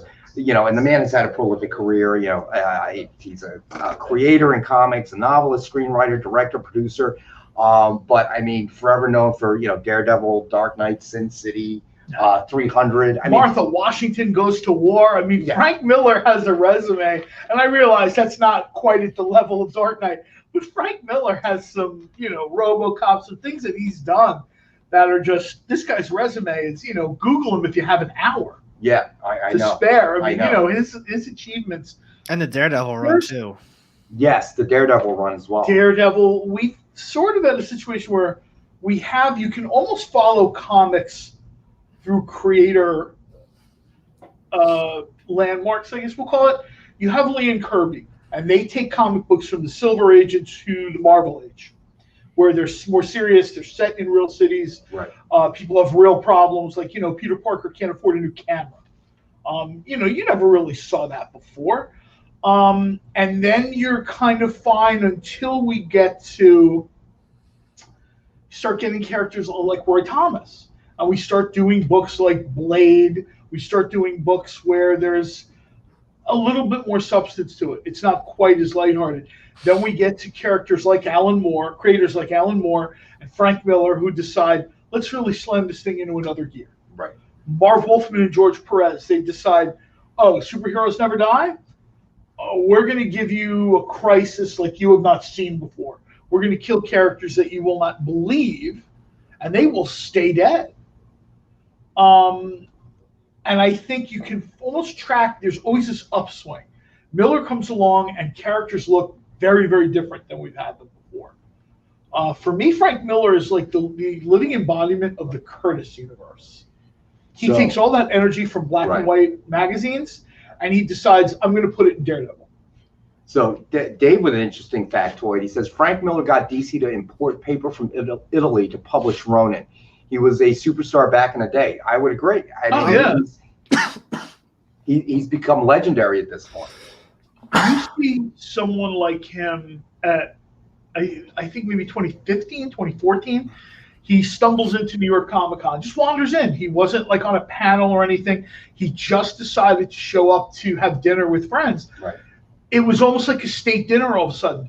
Everybody kind of goes to the side and they're like, it's Frank Miller, it's Frank Miller. Frank is like real casual. He's wearing like a shirt and, you know, waving to people or whatever. You know, he's got the cigarette hanging out of his mouth. And it's quintessential Frank. And you would have thought that, you know, you would have thought like an astronaut had landed. And to a certain extent, that's sort of the effect he had on comics, right? I totally agree. So since we're going to segue into this, since John was talking about killing off characters, let's do the Infinite Frontier with Dan Jurgens, who killed off. That's what I was going to say. A lot of these are segues. I out-segued you, buddy. You did. A lot of these are segues. I mean, they're funny stories, but they're also segues. We're going to go to Infinite Frontiers. This is Dan Jurgens. I just love this book. I just absolutely love this book. The Man Who Killed Superman. Infinite Frontiers #0, signed by Dan Jurgens. Suggested retail of $49.99. Tonight we have the one available at $29.99. And, you know, I love the cover, obviously. But Dan, another guy with, you know, the artists with their signatures, man, they're so cool. That's nice. You know, I wish I had a cool signature. You know what? I just don't. With me, it's just a big J and like a squiggle. Jay Lee's signature is ridiculous. Yes. Dan Jurgens' signature is so distinct. You know, sometimes you get a signature, certainly not to complain, but sometimes you get a signature, it's not particularly clear. You know what I mean? Not John Romita Sr. That's clear as day. You know that's a nice one. Signed. And Dan Jurgens, you know, like you Yeah. can walk into the room and say, There's a Dan Jurgens. Dan Jurgens has signed this. Yeah. And, you know, I saw a book he signed a few years ago with a show where Booster Gold, I forget the issue of Justice League, Booster Gold is in a net. And Dan somehow makes his signature almost part of the net. Cool. And it's so cool because he's got like this big sort of swooping signature. And it almost looks like it's wrapped around Booster's leg. And I'm like, no, that's pretty cool, man. That's pretty cool. So, you know what? Let's do another remark. We haven't done a remark in a bit, have we? Let's do another remark. We've done Deceased. Right. So we've done this Batman done Teenage Mutant Ninja Turtle. Okay. We have Batman and Robin Eternal. This is a dual set. These are a little bit of a set. So Batman and Robin Eternal #1, dual blank variant set, signed and remarked by Ken Hazer. And you can see these kind of go together if we can put them up side by side. So so you have one that is Batman and one that is Robin. Suggested retail of $139.40. And tonight we're going to do both books for $82 for the 82nd anniversary of Batman. So for $82, you would receive both copies of the remarks. Since, you know, as you can see, they're kind of linked together here. They are, if you keep them side by side. I don't know if we can do it in the graphics, but I don't know, but you can you kind of, you can see Batman's cape kind of bleeds into Robin one. I'm doing this so badly. I'm probably making people sick. It's like Blair Witch Project. I watched Blair Witch Project when it came out in the movie theaters. And man, I felt like I had to throw up at the end of it. First person perspective, not for you. Huh? Not for me. Dude. I don't like those movies either. Looking up her nose, dude, the whole time. You know, I could have done without that. Cool story, but I could have done without all. You know, I mean, half the movie, I'm thinking you really need to trim those I nose know. hairs. Huh? I'm certainly not the world's best looking man, but ooh, you shouldn't go out of the house like that. You know, and then I must have been cold out there. She was getting all runny nose. I'm like, oh no, enough. Yeah, I'm not a fan of those first-person movies either. Entry point for Ken Hazer remark is about $50, right? Right. That's generally the entry level. That's a good deal. If you can get one for $50, that's a good deal because they're usually $79.99, $89.99, maybe more depending on what he's done. If you buy the set at $82, you're getting them for $41 a piece. So, yep, and we have just the one set. We have just the one set at that price, and I got to tell you, again, you're looking for something cool to collect. This is something you can take out of a bag and board, put in a frame next to each other. So, AR, what were you saying? You were saying that those first-person perspective movies? Oh, I hate those movies. I hate them. So like Cloverfield. I think they did it with Doom with The Rock in it back in the day. Yeah. Oh my god. That one was at least a little bit better in that it was professionally done. It's fine, but it's a first-person shooter. Yeah, I was gonna say that was okay. Doom, but that just came to memory. But Cloverfield's the one that stands out in my mind. That was just. It's a shaky camera the entire time. I don't want to watch that. I got a headache halfway through the movie. You get motion sickness. Well, it's found footage is the name they give it in the movie world, right? I'm part of like a horror chat group, and they call it found footage. The problem is there a chat group you're not part of? Well, I have a few things I'm interested in. I'm only part of like 4 or 5, actually. 40 or 50. The idea is somebody's wearing a GoPro, or they're just running around like this, right? Once the bodies start dying and the werewolves start consuming people, the first thing I do is drop the camera. Especially if it's set in the 80s and the camera's this big. The problem they have with found footage movies is they have to be super careful. Right. And there's no way to avoid that, we'll call it shaky cam. And there are people like AR, like myself, that's sort of where I'm at. Is this your segue into Marvel Zombies? This is my segue into Marvel Zombies. You're really getting good. This is. I didn't just meet you, my friend. Why are we talking about horror? I'll tell you why we're talking about horror. Because we're talking about. This is Marvel Tales. This is the original Marvel Zombies, and this is signed by Greg Land. And I got to tell you, this powerful cover. That's awesome. I don't say that too often. This is a powerful cover. So Marvel Tales, the original Marvel Zombies #1, signed by Greg Land. Suggested retail of $49.99, and we have 2 available tonight at $29.99. So, and I mean, it's just amazing cover. It's I mean, a you got Silver Wolverine, Signature you got Cap, and they're all zombies, and I the think thing back there. we only have like 20 of them signed, I was right? gonna say that's I limited believe, too. It looks like So, actually, look at the limited edition. 5 of 21. This I is think it number says. 1. There's 21 of these signed. The first person who pipes up, you're going to get 1 of 21. And we only have 2. I don't know what the other one. I don't know what the other one is either. We'd have to look, but first one that claims it will get number 1. whoever pulls the trigger first, it's signature. It's a Silver Signature series. I think And I'm I gonna gotta have to tell you, claim that. Even if you don't pull the trigger here, if you have not dialed into Marvel Zombies, you really, really need to. What were you saying, AR? I was gonna say I think I have to claim that. There you go. So, awesome. all right. So, what time is it? Do we have to go to break? I think we have to go to break again. We're going to break again? Yeah. When we come back, we'll sort of touch base on a few things that are left, the Dynamite Readers Pack, and if there's anything that anybody wants to see, ask AR. Yes. Maybe also the link can be thrown up again in the final. Yeah. And any good questions that you keyboard have. magic. JD wants more food talk. We'll cover that in a second. No, I'm hungry. No food talk. That'll be the third hour. I got to admit, when John's talking, I'm thinking, you know what? I should go get pizza after the show. Pizza. So, JD, take us to break if you would.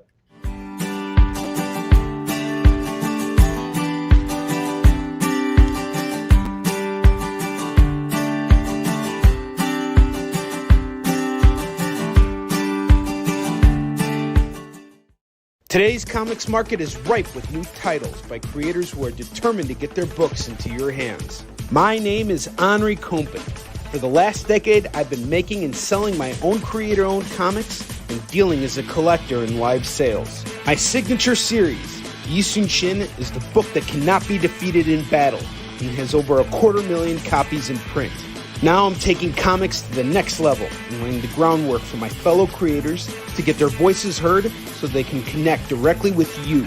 This is your chance to engage live with top comic book talent and get your comics signed without having to wait in long lines or pay any fees. But remember, we only have a limited amount of their books in stock, so always remember to call it as you see it.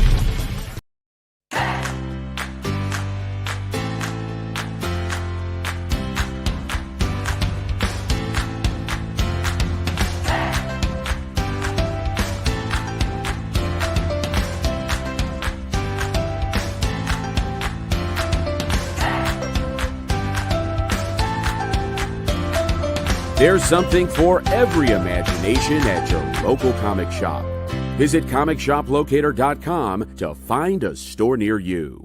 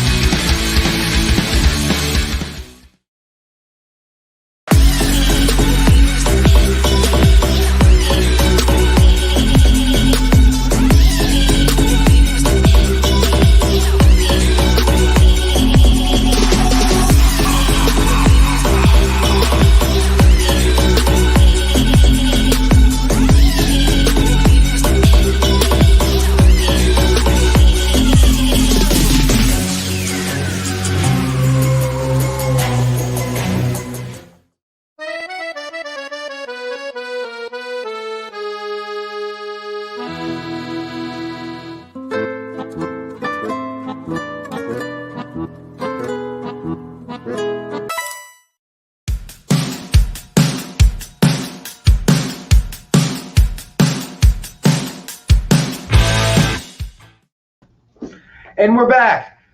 We got rid of John. He's too Gone. Yeah, Amy got rid of him. She gave him his walking papers. She got rid of everyone tonight. I know. She's taking the axe. She's axing everyone. But now I'm just kidding. John's right here. We couldn't get rid of John. So just so anybody that's new joining us, if you're interested in anything that we had tonight, go ahead and claim it in the chat board. Then there is a submission form that JD will throw up there and fill out the submission form. It comes right to us. We get it, we invoice you, and then we get your books out right away. So easy. Go ahead. What did you want to say, AR? I'll just say it easy. Yeah, easy peasy. So yeah, I mean, we try to make it as easy as possible for people. What I was sneaking off to do was, and I'm trying to think where I left it. I kind of shoved it over to the side. Oh no, we're gonna do that next week. We're gonna do that next week? Yep. All right. We like to take stuff from Nick's office and we wait to see how long he notices. He likes to take stuff from Nick's office. I will not in any way associate with that statement. No, I'm working on my Nick voice impression. So I can just get somebody on the phone and say, yeah, I'd like you to start writing this book. And then when Nick gets the notes, he's like, what the hell is this? And somehow we all know it's going to be involving Green Hornet. No, you got to be subtle at first. Do like another Elvira book. See, you've thought about this a little bit. I thought about this a lot. I've actually got a conspirator. The writer of Elvira was like co-conspirator. A co-conspirator. Yes, the writer of Elvira has said he'd cover for me. I could have swore it was you, Nick. All right, so where are we going next here? Oh, you know what? Let's do Battlestar Galactica. These are becoming more and more popular. And I'll be the first to admit, when these photo covers first started to come out, I wasn't sure. You know what I mean? Because I really love comic art, cover art. These are super limited. There's only 25 of these. So Battlestar Galactica #1, high-end photo, ultra-limited variant cover, suggested retail of $100, and this is our other $10 Perfect 10 read. So tonight, this one, we have one available at this price for $10. So at 10% of the suggested retail. I grew up as a huge Battlestar Galactica fan, the original one, and then obviously when they came out with on Sci-Fi Channel. Yeah, the one on Sci-Fi Channel, I was hooked as well. Battlestar Galactica was, when it came out, obviously because of the popularity of Star Wars, it was. So did you like BSG versus BSG?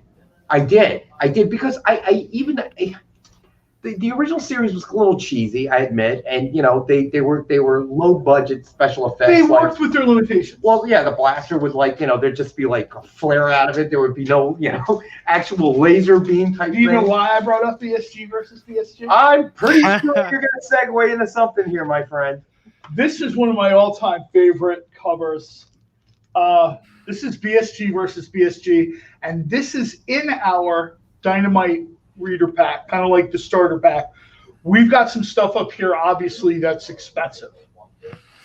This is the exact opposite end of the scale. This is a great way for someone to see what Dynamite has been about the last 7, 8, 9 years. Some of the licensed properties, some of the other things we've done. One of the things I just said was BSG versus BSG, and that's in this pack. This cover is sort of like a chase cover. I've asked that you may get this cover. It is random, but just so everybody knows, this is the Dynamite 10 pack. So you'll get 10 random Dynamite titles, and we have it tonight for $5. $5. Awesome deal. Yep. If you cover price, 10 comics is $40. But the idea behind this is to kind of introduce those readers that maybe have not read Dynamite titles, that are comic book fans, to give them an opportunity at a very affordable price. Obviously, at $5, you really can't lose. You're getting 10 comics, you're getting comics 50 cents a copy. When was the last time the cover price was 50 cents? I was probably in college. Don't lie. You're older than that. So this is, and there are a few books that flew under the radar a little bit that Dynamite did, probably because at the time they didn't have me hyping them as much as they should. Go find Peter Cannon and Peter Cannon Thunderbolt. We wanted to put some Green Hornets in there, but John wouldn't let us. No. He kept them all. He kept them all. Pretty much said, if you're going to sell it for that price, I'll buy them all. And we said, no. Well, you're going to have to find another one of these too, because I want that. Wait a minute, what? So our 10 pack is now a 9 pack. No, it is not. No, we're only kidding. No. These will be packed by our meticulous warehouse staff. Ron is claiming a 10 pack. I got you, Ron, buddy. Awesome. I know this is not the first 10 pack you bought, so the warehouse has standing instructions to make sure that the mix we get you is different. so that we're not sending you the same stuff. But I got you down there, buddy, for another 10-pack. But again, the idea is to get readers who maybe have not read Dynamite Entertainment titles to a chance to read them at a extremely affordable price. I know that we've certainly set AR some comps, so that he can review Dynamite titles, in his various videos and stuff. And I know he's become a fan. John's been a fan for a long time. We always appreciate, someone like AR. John, kind of, but someone. I'm part of the furniture now.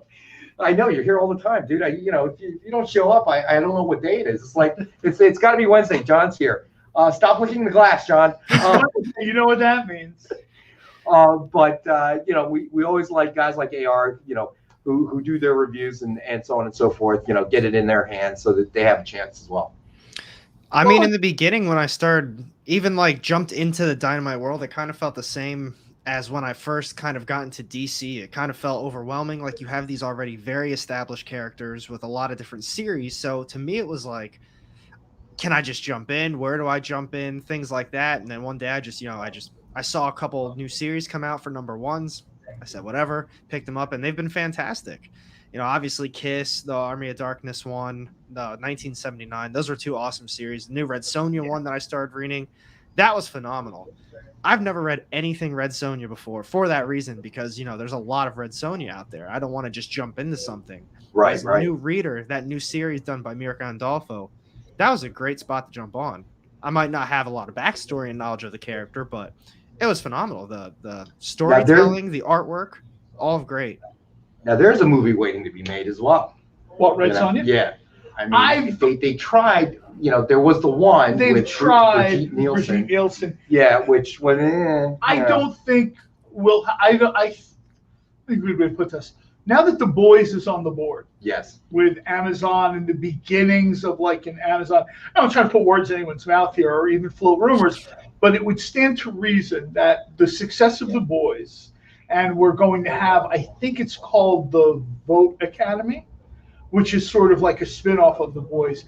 I think it's not unreasonable to assume the successful relationship between Dynamite Entertainment and Amazon Video, and to a certain extent, I do say this as a longtime reader of Dynamite, I think it stands to reason that things like Vampirella and Red Sonja would at least be on the table for discussion in the future. Right. You know what I mean? Like everyone, I think also we have Elvira with a new show. I think it's this week. Her book dropped yesterday. I mean, she's one of our most popular characters. Elvira, her book dropped yesterday. And notice how it's now one of our most famous. Well, you could work for 10 different companies. I just read Dynamite books, so I was being nice and including you. But wow, you'll be at Marvel next week, and I'd be like, I'm not reading that. Do you think The Boys is one of your most successful Dynamite series, in general? Because I know obviously it doesn't have the longevity that Elvira and them had. I would say at this point, yes. Yeah, at this point, when it first started, I think people were a little bit maybe yes, maybe no, because Dynamite had done a lot of pulp, and they'd done a lot of licensed properties like Battlestar Galactica. And let's face it, The Boys, was on the edge. The Boys is very, very edgy, and even from what we see on TV, they've had to pull back a little bit from what was done on the comic. Understandably so. Although they pushed the limits too. They pushed the limits quite a bit. I gotta say, I think that if the relationship continues to be mutually beneficial, I don't think it's unrealistic to believe that Nick would have a conversation. And again, this isn't me floating rumors, no insider baseball here. This is just a common sense sort of thing. Amazon Video is happy. Dynamite is happy. I don't think there's a reason to believe that a conversation wouldn't be had where they would talk about, my first guess would have been Elvira, but Elvira has a show on Shudder that comes out, today's Wednesday, I think it's tomorrow, it's Thursday. Yesterday, cool. Elvira's book came out. Elvira's wildly popular for Dynamite. I mean, absolutely. I speak fairly regularly to the writer of that book, and, Dave gets stopped all the time, and people are like, dude, I love Elvira, as both a person and a character. Right. I would think the next logical step would either be Red Sonja in a Game of Thrones-esque setting. That's interesting. Or Vampirella in a horror setting. Right. Of some sort. And I don't think that's unreasonable to believe that at least a conversation isn't had there. Well, let's sell something else from Nick's personal collection. You know what? Let's sell this. Man, okay, we can do that too. Let's do this, because Nick will be like, "Hey, where's my Man of Steel?" That's not from his personal collection, though. But that's okay. Let's do it anyway. This is signed by Brian Michael Bendis. The guy is a legendary creator. If he never created anything again, his work on Ultimate Comics for Marvel, about a 10, 11, 12-year run. Right. Very little help he had kind of creating the foundation of that universe. Right. To me, he's sort of like an all-star creator. Now he's slid on over to DC to try to basically pull that magic off a second time. So Man of Steel #1, signed by Brian Michael Bendis. We have the one at $29.99 tonight. And Bendis is a guy that, if he goes to a show, is happy to do signings, but he's super, super busy. Yeah. Not to mention, guys like Bendis, they start, they see how popular Marvel movies are, right? How popular this is, how popular that is. So Hollywood begins sniffing around like, hey, do you want to do a screenplay? So Ron just commented some years ago he met Garth Ennis, and they were talking about and he asked me about The Boys and how I liked it. I admitted to him I didn't read comics, and he was taken aback when he gave me a signed copy. And to this day, I haven't read it. Hey, Ron, gotta give Ron credit. At least the man's honest. I would never be honest like that. He told us, I don't read the comics, I just buy them. So I gotta give a man credit for honesty. To read he gave him a signed copy to read, and to this day, I still haven't read it, but I did see the TV show. He's got it in his slab now. Oh my gosh! And the reason I brought up some of the movies, here we go, segue. Or it was a segue, is I kind of wanted to talk about Wolverine and Old Man Logan. Obviously, the Logan movie was a huge critical and financial success. Wow, that's awesome. While it was sad to see Hugh Jackman sort of, bow out of the role, this is the DF exclusive alternate cover. I wanted to make sure I had this right. This is Wolverine66 Old Man Logan. Not only is this signed by John Romita Sr., I kind of wanted to close out the show with this to a certain extent. This is also remarked by Ken Hazer. So you've got this great Old Man Logan sketch in the corner. Thankfully, we don't have to look at it through John's shaky hand, because JD's got the image up. But the first person cam where it's like making me car sick. Wolverine #66, Dynamic Forces exclusive alternate cover, signed by John Romita Sr. and remarked by Ken Hazer, and we have it tonight for $599.99. And this is something else that we can do a 3-month payment plan on if it's something anybody's interested in and wants to claim it tonight. Let us know. That's actually a great JD will throw up my email again. Contact us, and we'll work out the payment plan for you. And Ron says Bendis is going to be at the Baltimore Con next month. Oh, wow. So that'll be cool. That almost sounds like a Dynamite road trip. Oh, and AR, if you do come to New York Comic Con, let us know. All right, again, as I said, we are not far from New York City, and maybe that'll be the time to do the show at the brewery. And we will get you, and this is for JD, buddy, we will get you quality cheesesteak. Okay? All right? Nice. Believe it or not, okay, Tony Luke's, John knows Tony Luke, has done work with Tony Luke. I have done work. I personally love Tony Luke's cheesesteaks. Not that I don't like Pat's, not that I don't like Gino's. Something about Tony Luke's. It's just a different approach, Tony. Yeah, and I'm a little disappointed. They used to have a branch out here, but I guess there was some lease issues or whatever. Lease, you know what? That's really kills a lot of restaurants now. I don't want to get off on a tangent because we have some cool books left. But if your favorite joint closes, sure, sometimes people get tired, they retire. But in this kind of post-pandemic or pandemic economy, real estate prices have gone through the roof. Right. And when you have, Tony Luke is a friend of mine. He has 24, 25 locations. That's a lot of rent and landlords and cities to deal with. Houston, whatever. So sometimes when your favorite place closes, it's not their fault. Just like your favorite comic book store closes. It's all about me, John. So, AR, that's our commitment to you. If you have the time and you're here for New York Comic Con, join us. We'll get you a Tony Luke's cheesesteak, and we'll be at the brewery. So, hopefully I'll be able to come back. At that show. So what the deal with that would be is I'm waiting on my LCS from back home. I would actually be coming home to help them with the whole Comic-Con. So I guess it's Friday through Sunday. I'd be, with them, helping them out. But I'd probably be home for a week. Maybe a week and a half at most. So we'll try to find a time, my friend. You're in Baltimore. That's Chap's Pit Beef country. I would like to go to that too. Oh, okay then. So, Dave, we have, and we'll get to everything tonight. We have 1, 2, 3, 4. Well, if you would stop talking about food, I can put the books up, sir. 5 comics we still have to get to. I'm talking about food. We only have 3 minutes. We do not have 3 minutes. Stop it. All right. So next one we have is X-Men #1, Dynamic Forces exclusive cover, and we have the one at $29.99. Gaetano's cheesesteaks. That's a good question, Ron. Gaetano's cheesesteaks. But Gaetano's depends on the franchise. location. Yeah, it's a They're franchise. And it's a little bit different than the franchise structure for Tony Luke's. Yeah. Tony Luke goes in and actually sometimes with me before I retired, we would go in and teach people how to make cheesesteaks. Yeah. I mean, Gaetano's is a little bit different. Yeah, it's more of a chain, so whichever store you're at may... I would recommend go to Yelp, go to TripAdvisor, go to Facebook local pages. The one in Willingboro is considered probably the best one. But, you know what I mean?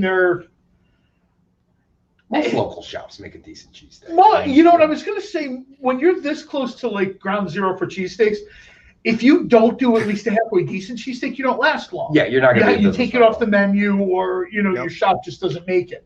So like New York, if you don't have decent subs, probably you're not going to make it too much. So one more time, X-Men #1, Dynamic Forces exclusive cover, and we have the one tonight at $29.99. Now, I wanted to go to the Thanos Infinity Abyss, because that, I believe, is part of the Nick Baruchi personal collection. So I'd love to make that move. So my heart's all aflutter. I'm selling Nick's stuff. And touching it, too. Family show. Crazy. What? It's a comic book. So Thanos Infinity Abyss #1, we have one at $40 from the Nick personal collection tonight. It's a Nick file copy. I think he woke up, though. You know, Amy, you should have dosed him with a double dose. Didn't give him enough. Starlin, it's Milgram. These are names that have sort of given shape to the cosmic hallway of Marvel's house. I mean, if you kind of look at it as different rooms or whatever, you've got the street level stuff, you get the superhero stuff. You get down to that cosmic hallway. And Starlin, Milgram, these are names that are featured, they're like front and center. Ron says that's where you got yours from. Ron, if you're ever up in our neck of the woods, John and I will get you a cheesesteak on Dynamic Forces dime. So I just spent Nick's money. Spending Nick's money? That's right. I'm a crazy man. All the books now. Selling his books. What's that, AR? Selling his personal books, taking his money. He's paying for your cheesesteak too, buddy. All right, it's fine now. Well, hey, there you go. If Nick didn't want his stuff sold, he would publish the books I asked for when I asked for them. Good point. I think that's more than once. That's right. You shouldn't. So one last one. Amazing Spider-Man #356. I thought we had everything. I'm sorry, my bad. No. We're selling Nick's personal collection. No, and this has Moon Knight, which is how AR and I, we kind of started this conversation tonight. Right. That's right. So Amazing Spider-Man #356, the Nick Baruchi personal collection. And we have one tonight at $20. What would you say the grade is on that? This is a really, really nice book. This is probably, looking at the spine, I would say this is probably, I'm going to say 6, but if it came back as 7, you wouldn't be surprised. I would not be surprised. So, Nick keeps his books in pristine shape. He does. We talked earlier about Moon Knight. There's a few names we've mentioned tonight, different books.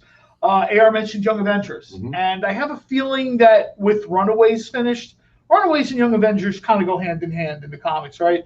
So I would guess you would probably see Young Avengers on Hulu. We had Cloak and Dagger on, like I think that was Hulu. TV channels or something. Or no, I would not be surprised to see these things kind of pulled together in a more cohesive form. Marvel learned a lot from their relationship with Netflix. And what they kind of learned was don't ever let anyone have input again. So Netflix having the ability to pull shows like Daredevil is like a nightmare. That's done. Now you're going to have... That's a good show. Daredevil was good. People did not like Iron Fist for a variety of reasons, which I thought had nothing to do with the show itself.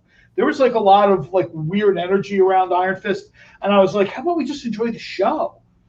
Defenders was the same thing. I thought Defenders was really good. We had the actress Kristen Ritter say she would love to do Jessica Jones again. The desire she did well is as out Jessica there. Jones too. Yeah, exactly. These were Power Man. These were really good shows. Netflix, because of this, that, and the other thing, pulled the shows. I think Disney and Marvel learned. That's the last time somebody like that gets that sort of... So JD actually has a request, and I actually counted wrong. So this is the last book of the night, The Rocket Raccoon #1. So JD says, can he... But JD, you have the image. I know, right? So we have Rocket Raccoon #1. It's like a Scotty Young deal. Signed by Scotty Young. We have one available. That's awesome. The suggested retail is $39.99, but tonight we're going to go ahead and do it for $27.10. Scotty Young's artwork really grew on Why are me. you doing it for $27.10? I don't know, because I said so. All right. This where we're gonna have to throw a dime in for somebody because I only spent $27. I don't take change, only dollar bills. You can't do it that way. So, and that was actually the last book of the night. We got through all of them tonight. Can you believe that? Even with our incessant babbling, although AR keeps us on track. Well, so there's one we got book to thank AR I for that one. There's one book I want to put up here again, just because this book is so good. It breaks my heart to not see this bought tonight. This is Deceased #1, signed and remarked with a That is amazing really well Batman sketch by Ken Hazer. It is. This thing is just... And I love his work. It is just too cool. I mean... Suggested retail of $89.99. Our 5-star book at $50, and we only have one available. I mean, all the remarks are one of one, but in a very real sense. But again, I mean, you look at the range of Hazer's work. Yeah, I mean, we've talked about this before. Yeah, and it's a great comparison because we have 3 Batmans here, your favorite character. We've had so much Batman because of Batman Day. I had to on next Monday's show, I had to throw in a Green Hornet. Otherwise, John was going to lose his mind. Oh, no, yeah. Oh, my gosh. He was Batman is very front and center in the comic book world. Very front and center. John says, take it home with you. That's Ron. Ron says, said I John, should take that home with me. Ron, he takes enough home with him. Ron, not to be a jerk, but I take a lot of stuff home. So, I kind of like on the page with Nick and Rex where we're trying to get this stuff out into the hands of collectors. Last week he had a U-Haul trailer backed up in here. I live like 2.5 miles from here. So it's easy for me to swing by. You know how people have local comic book stores? I have a local comic book publisher. New Comic Book Day for me is Monday because that's when I read the books. We try to lock the door, but he hangs up on the glass. Stop opening the glass, by the way. Okay, and so we got to let him in. Not only that, but my buddy Jeff is a police officer here, and I've told him before at times there's an emergency where I get in on the property. We can't help him. We got to let him in because he won't go away. And then he does stuff like, "I see you guys in there." I used to cater The lights are on. I know you guys are in there. There are cars parked outside. So, all right, should we do a real quick recap? Yeah, let's do. I don't know if we can get to everything, but we'll make our best effort. The things like we really want to kind of get to is CGC grade 9/8. So Ron says, ask Amy to get more detailed wraparound remark covers. I will talk to Amy about that. Okay, well, absolutely, dude. Absolutely. All right, so Batman #50, Dynamic Forces. Pure pencil sketch variant cover. Speaking of a wraparound cover, there we go. I just happened to grab this. Speaking of wraparound cover, CGC graded 9.8. We have that tonight for $193.90. We have the one, so you're guaranteed to get a 9.8. I know that the image that we have up there says 9.6, but it is actually a 9.8. We got the X-Men #1 Dynamic Forces exclusive cover. for $29.99 tonight, and we have one available at that price. The next one is Infinite Frontier #0, signed by Dan Jurgens. We have one available at $29.99. We have Dark Knight Returns, Golden Child #1, signed by Frank Miller, legendary Frank Miller, for $193.90, and we have only one. From the Nick Baruchi personal collection, we have Silver Surfer #58 for $20, presumed grade of a 6.0. Thanos Infinity Abyss #1, we have one available at $40. Amazing Spider-Man #356, one available for $20, and that is presumed grade of 6.0. Deceased #1 that John was just holding up with the great Batman sketch that'll probably end up with John now if nobody claims it, but here between the last few minutes. Batman TMNT Adventures #1, blank variant cover, signed and remarked by Ken Hazer, with a Batman sketch that we have at $50 tonight from the one. Batman and Robin Eternal #1 dual blank variant set. So you get two, the Batman and Robin set, remarked by Ken Hazer for $82 for the set, and we have one set available. We have Marvel Tales, the original Marvel Zombies #1, signed by Greg Land. We have two available at this price for $29.99. Let's see, the Namor was claimed. Rocket Raccoon, which we just flashed up there, #1, first printing, signed by Scotty Young. We have one available for $27.10. The Justice League was claimed. Man of Steel #1, signed by Brian Michael Bendis, which Ron was nice enough to tell us will be at the Baltimore Comic-Con. We have one available for $29.99. Then we have the vintage Fantastic Four #46 for $250, presumed grade of 4. Fantastic Four #47 for $90, presumed grade of 5. Fantastic Four #51 for $75, presumed grade of 4.5. Fantastic Four #53 for $200, presumed grade of 5.5. Fantastic Four #54 for $50, presumed grade of 5. We have the Hulk Smash Avengers #1, signed by Tom DeFalco for $19.62. We have one at that price. The Wolverine66 DF exclusive alternate cover, signed by John Romita Sr. and remarked by Ken Hazer for $599.99 with a 3-month payment plan. Battlestar Galactica #1, high-end photo ultra limited variant cover. That is our $10 perfect read for the night, and we have one available at that price. And the last two were the Miss Fury was claimed, and then Dynamite 10-pack reader set is still available for $5. That's 10 Dynamite titles for $5. Absolutely recommend people grab that for $5. Absolutely. Marvel Age #138 for $750 with the error. They slabbed the wrong side. We have also on the payment plan of 3 months. And then Kingpin, signed by John Romita Sr., also $750, also with the 3-month payment plan. And I think we hit everything, right? I think we hit everything. We hit different characters, we hit different publishers, we hit different price points. And I want to encourage everybody to check out, and JD, before we get out of here, if you could flash up the YouTube channel, the links for AR Comics. We want to thank our buddy AR for joining us again this thanks week. so much for thank you for having me. I love doing this with you guys. It's a lot of fun. Yeah, we always have a great time. Check out AR's site. Man, it'll drop some serious comic book knowledge on you. Yeah.